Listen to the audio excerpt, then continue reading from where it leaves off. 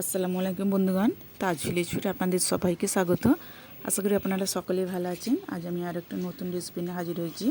হ্যাঁ বন্ধুরা, আজ আমি যে রেসিপিটি বানাতে চলেছি সেই রেসিপিটি হলো যে ফিতা মাছ বা তরল মাছ। আপনারা কে কী নামে জানেন, আমরা থেকে তরল মাছ বা ফিতা মাছ বলি। সেই রেসিপিটা নিয়ে এসেছি আজ। তো মাছটাকে ভালোভাবে কেটে বেছে দিয়ে আমি পরিষ্কার করে নিয়েছি। দেখুন, একদিকে ভালোভাবে ধুয়ে তুলে নিচ্ছি আমি একটু জায়গায়। এতে মশলা দিয়ে দেবো আমি নুন, লঙ্কার গুঁড়ো, হলুদ গুঁড়ো ভাজবার জন্য। এই মাছটা অনেকে কাঁচাও রান্না করে খায়। হ্যাঁ বন্ধুরা, আমাকে থেকে ভাজায় যে ভেজে রান্না করতে বেশি ভালো লাগে।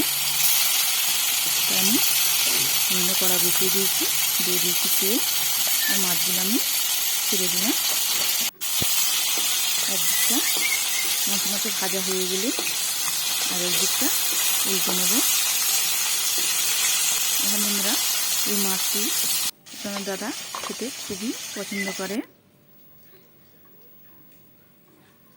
আর আমি এখানে নিয়েছি একটা চপারে দুটো পেঁয়াজ কুচি দিয়েছি, আর দিয়ে দিচ্ছি একটি বড় সাইজে টমেটো কুচি, আর দিয়ে দেবো এতে 6টা কাঁচা লঙ্কা, 6-7টা কাঁচা লঙ্কা, আমার যেরকম ঝাল খেতে পছন্দ করেন দিয়ে এটাকে ভালোভাবে মুখটা বন্ধ করে এদিকে ভালোভাবে যেটা আমি বলছিলাম যে আপনার তাদের এই মাছটা খুবই পছন্দ করে, কিন্তু কোনোদিন বাজার থেকে কিনে আনি না। তাই পাড়াতে যখন আসে তখনই মাছটা আমি নিই, আমার খুব ভালো লাগে মাছটা। আর দেখুন, আমার সবগুলি চপার হয়ে গেছে, আর এদিকে আমার মাছটা ভাজা হয়ে গেছে। আর মাছটা একটু খুব মচমচ করে ভেজে নিতে হবে। মাছটা আমার ভাজা হয়ে গেছে, আমি এক সাইডে রেখে দিয়েছি। আবারও উনুনে কড়া বসিয়ে দিয়েছি।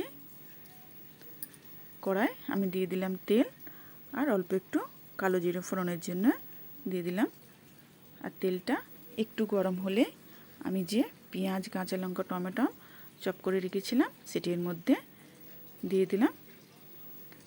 দিয়ে এটিকে নেড়ে নেব। এটিকে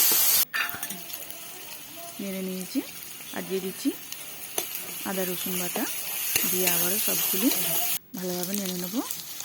আর আমি এর মধ্যে দিয়ে দিলাম মশলা, নুন, হলুদ গুঁড়ো, লঙ্কার গুঁড়ো। আমি অল্প একটু পানি দিয়ে দিয়েছি। আর আমি এর মধ্যে দিয়েছি ধনে জিরের গুঁড়ো, সেটা স্কিপ হয়ে গেছে।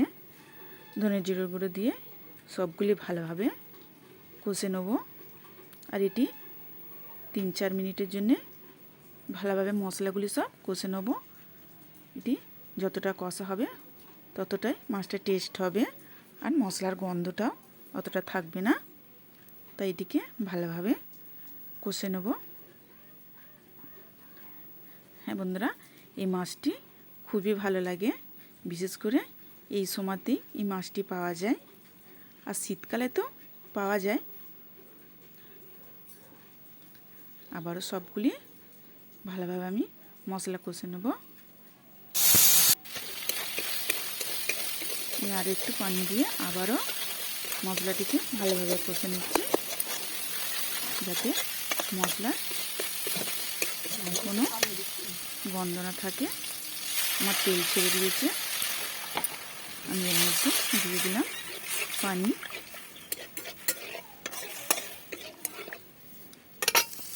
দিয়ে দিয়েছি। এটি আমার ফুটে গেছে। আমি ভেজে রাখা মাছগুলো এর মধ্যে দিয়ে দেবো। হ্যাঁ বন্ধুরা, ভিডিওটি যদি আমার ভালো লেগে থাকে লাইক, কমেন্ট অ্যান্ড সাবস্ক্রাইব করে বেল আইকন প্রেস করে অল করতে ভুলবেন না। প্লিজ সাবস্ক্রাইবটি করে দেবেন। এর মধ্যে নামিয়ে নিয়ে ধনেপাতা